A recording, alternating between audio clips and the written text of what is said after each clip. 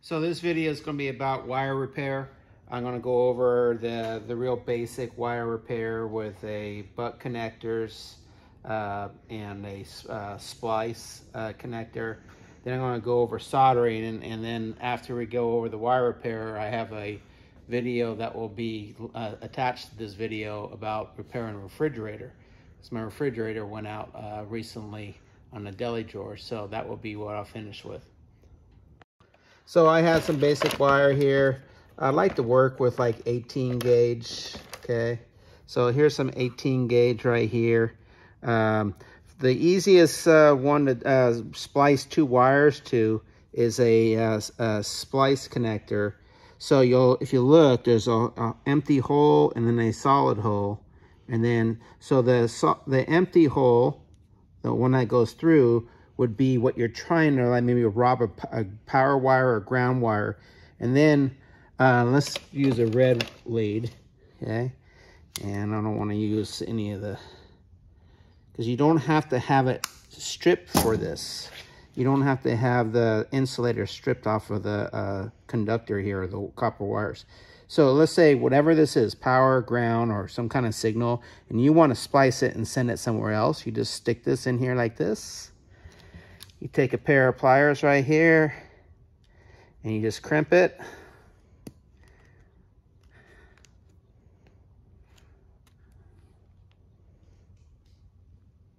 That pierces both wires, and then you clip it, and now I got a splice. Real easy to do. It does make a good connection. I've never really had any problems using these.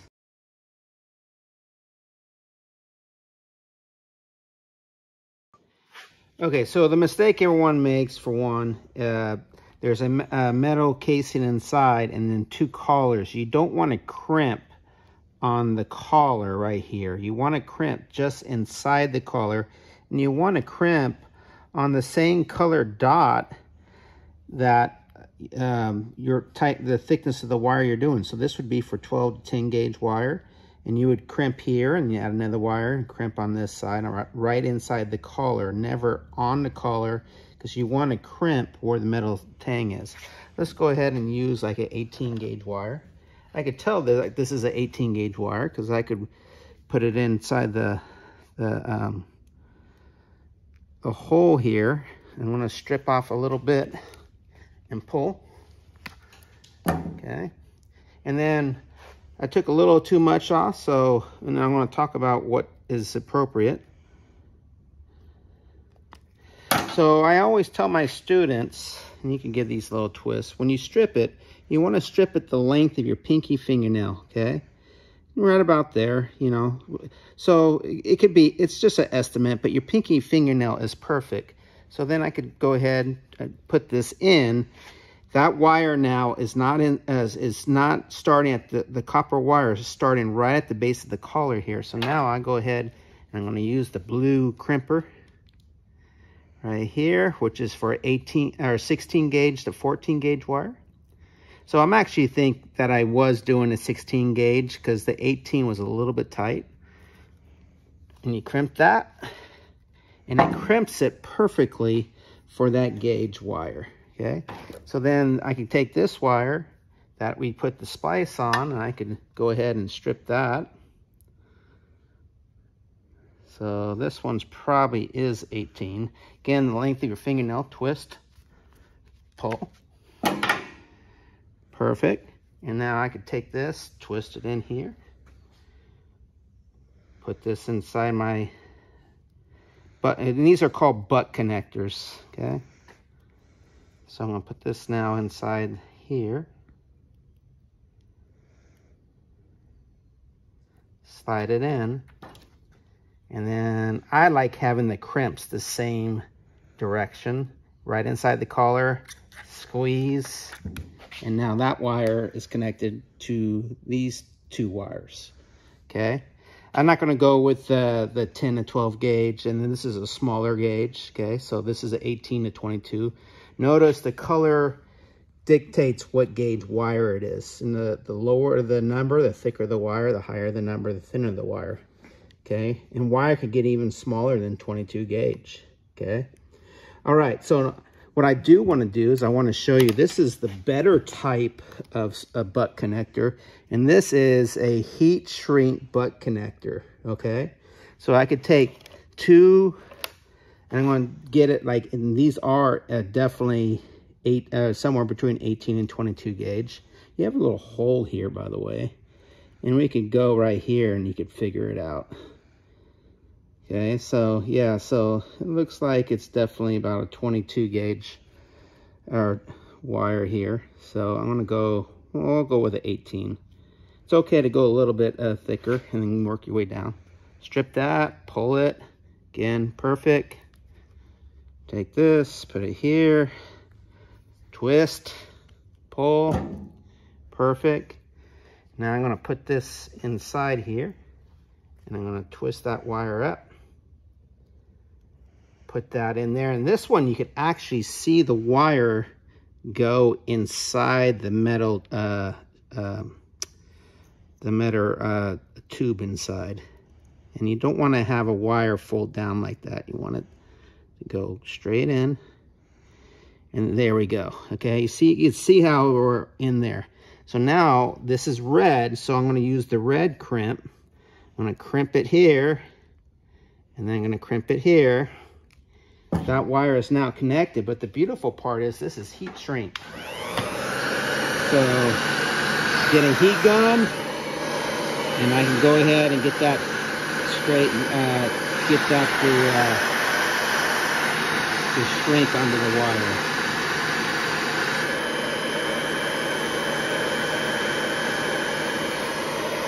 There we go, and that does a nice seal.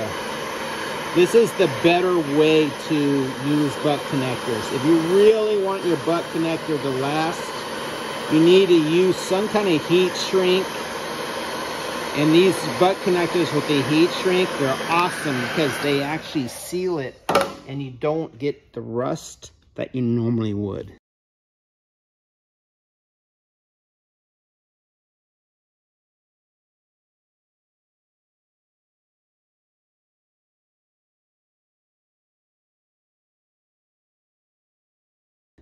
And look at that. It's not only butt connected together, it's heat shrink. But keep in mind, the wire will not bend where that metal tube is at. So that becomes a weak link where you could get a break in the wire. So if the wire is going to be in a place that flexes, maybe your brake pedal with a brake pedal switch, or in my refrigerator, it's going to be the deli drawer that slides in and out. This would not be a wire that repair you'd want to use, because this right here and right here are weak spots. So now we're going to do soldering. So now we're going to use soldering to combine the wires, and soldering is my best option. So I'm also going to use a better way to strip the wires with a pair of wire strippers. Just go like that, and you could pull it out. I want a little bit more. Let's see, a little bit more.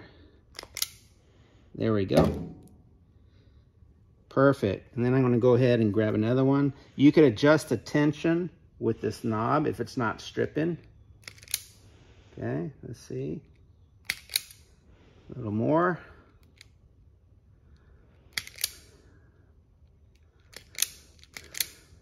Give it a little bit more tension. This is an old wire. That's why the insulator's not coming off too easily. There we go. And I'm going to take a little more off of this one. Why not? Perfect. Okay, so now there's two ways before you solder to combine this. You could actually put these two wires together like this, and then you could kind of twist them together.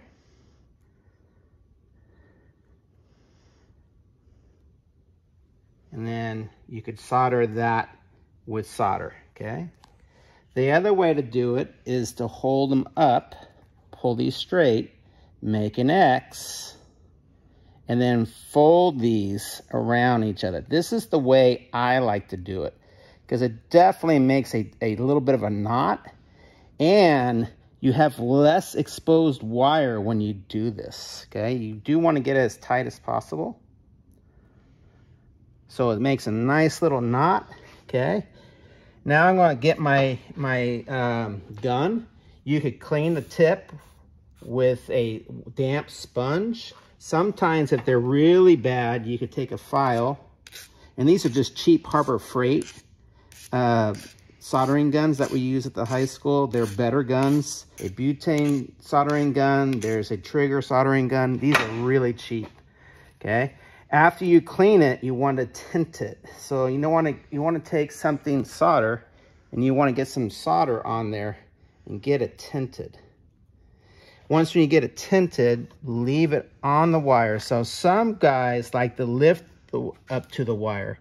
I like to put a little bit of pressure on it. And then what I like to do is I get a piece of soldering, and I always like to use little strips like this. And I don't care if I waste a little bit. Wait about 30 seconds to a minute, depending on how thick the wire is. And when that wire is hot, you could go ahead, and it's going to be real fast.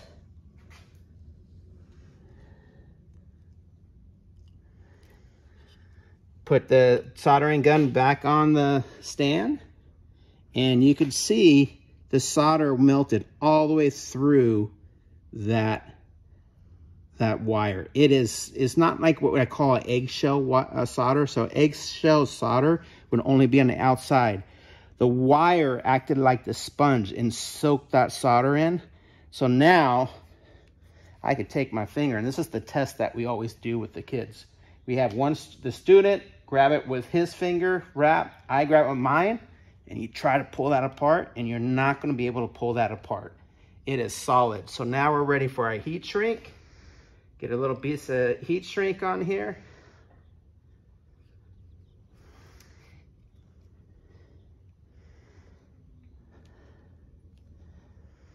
Oh, let me get a bigger one. It's a little too big. Matter of fact, I would say if you get a little smaller than that, that would have been great too. But I was happy with it. And now we just heat shrink that right up.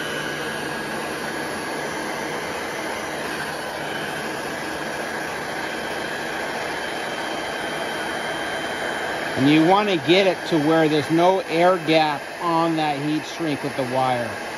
Okay, so it does take a little bit of heat to get that to completely compress onto the wire.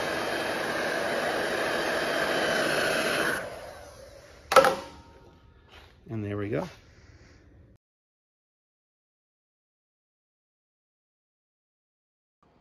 Okay, this is what I'm experiencing with my refrigerator. We have a deli drawer, and I noticed my control panel is dead on my deli drawer for this Samsung refrigerator. And these controls work fine. So I could do anything with this control panel. I want my ice maker turned back on. But the control panel for the deli drawer is not working, and the food's starting to get warm. So there is a wiring harness here. This wiring harness goes through the slider and then goes all the way down, and you'll see it goes all the way down into the side of the refrigerator, and then probably plugs into the back of the refrigerator. So this is probably going to be a broken wire somewhere right where it bends right there. And I just got to use a soldering gun to fix it. So we'll find out. So much like a car, a refrigerator is very similar to the car in that it wants to hide the wiring, and it wants to tuck the wiring away where it can't get exposed or get damaged, like what I was just talking about. So there's a cover here, and then there is a regular connector here. I do find that the appliance connectors are much more breakable and cumbersome than the automotive connectors. So this one right here looks like you have two tangs on the side and then one button in the center. You don't want to pull on these wires because these wires are like really fine. I would argue they're finer than 22 gauge wire, which is what we see is the smallest wire on a car. So you don't want to yank on this. Let me get this apart. So the technique I used is I inserted the screwdriver into here to push down on the tab of this button here, and then I inserted my screwdriver right here to separate it. And you can see, there you go, separates. Like I say, don't ever pull on the wires, because then you just created a problem that wasn't there. You might pull the wires out of the pins here, or you might pull, which is pulling them out of the back, so you'll have no contact, or you just break the wires. So gentle is the word to use here. So now so I can get inside the refrigerator, I'm going to go ahead and take off these screws here. So looks like these are recessed screws, so I'm going to leave those in there and get the bigger screws, 4 on each side, to take off my control outside panel. Last one.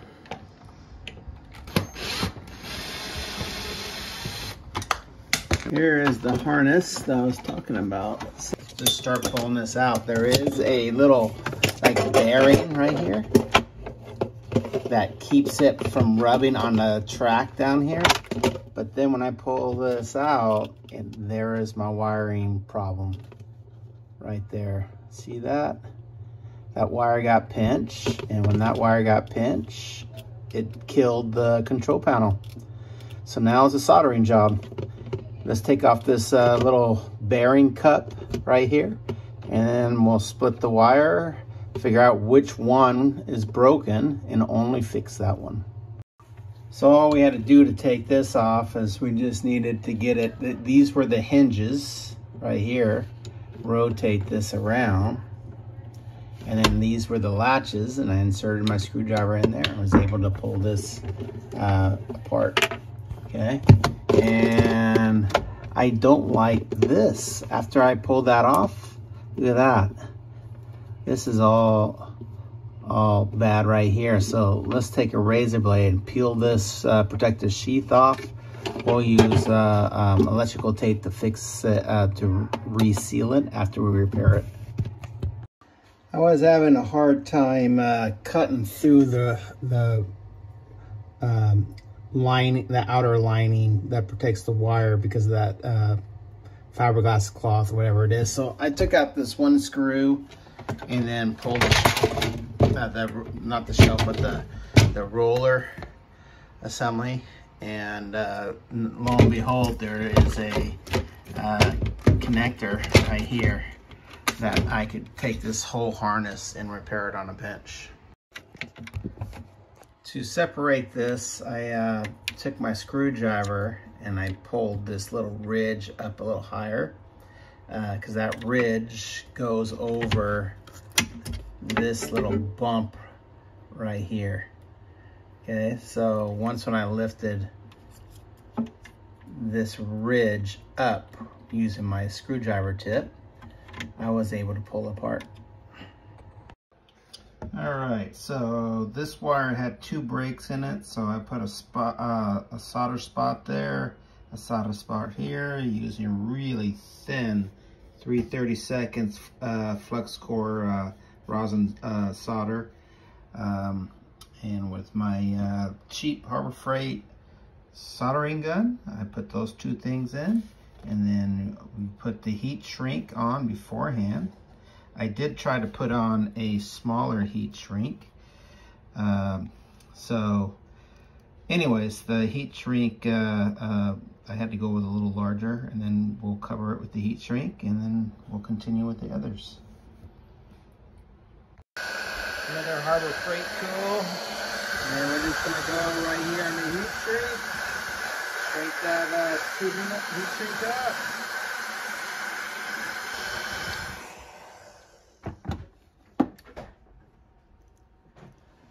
Since we're in the kitchen, using a little wooden cutting board so I don't damage my counter surfaces, and there we go. That wire is done. That wire is done. Looks like 6 more to go. So I reattached the twisting. Instead of just splicing it together, I overlapped it by making an X. Kind of the technique I teach my students. And now I want to go ahead and get the solder in there. So I need to heat the wire up, and it should take a little bit of time, and then it should start absorbing it. There we go. Like I say, we just need a spot of solder. There we go. A little spot of solder. Slide my heat shrink over the edge of that, like that. And then I'm gonna grab my heat gun. All right, so we're down to the last 2. You can see all my solder connections. So I've got to show you how I was stripping the wire. So I'd get that right here. These are automatic wire strippers from Matco. And it pulls the insulator right off. There you go. And you just want, I always teach my high school students, you know, the length of your pinky fingernail is how much you want to strip off. Okay? Okay, the other thing I didn't show was how I made an X. So I take the 2 stripped wires and I make an X, and I fold them opposite way. One underneath and one over the top. So it makes a little ball of wire. And again, this is really difficult soldering to do because the wire is so small. And so once when I get that, then I just take my gun and I'll leave my soldering gun there, and I'm gonna grab a new piece of solder. I really like taking solder and making little pieces like this. I don't care if I waste in a little section of it. And then you heat that wire up. And once the wire heats up, then that solder will soak right in.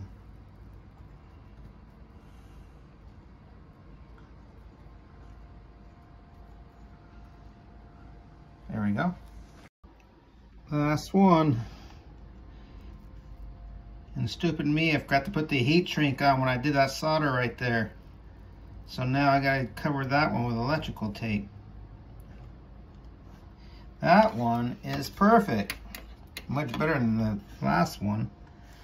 And then I'm gonna slide, that's what it should look like. That's like a D minus, and that's like a A plus. And that one is like a little, I would like a little less. So maybe a B, an A, and a D. Slide that heat shrink over. So if you forget the heat shrink, no big deal. You could just use electrical tape. The heat shrink is so much better. Let's heat it up. Heat shrink.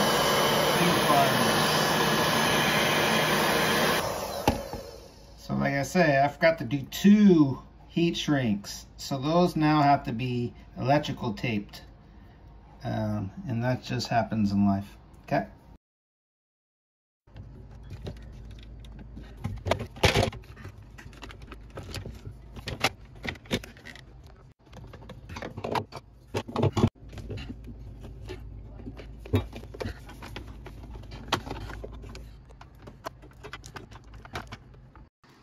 So here's a good sign. So I'm putting the harness back on the bottom of the railing here. This is the harness protective cover. And then I was going to switch the other side, and I put this in, and the light turns off and turns on because my soldering connections are good for that one circuit. So I put in this screw and this screw to secure the harness to the slider.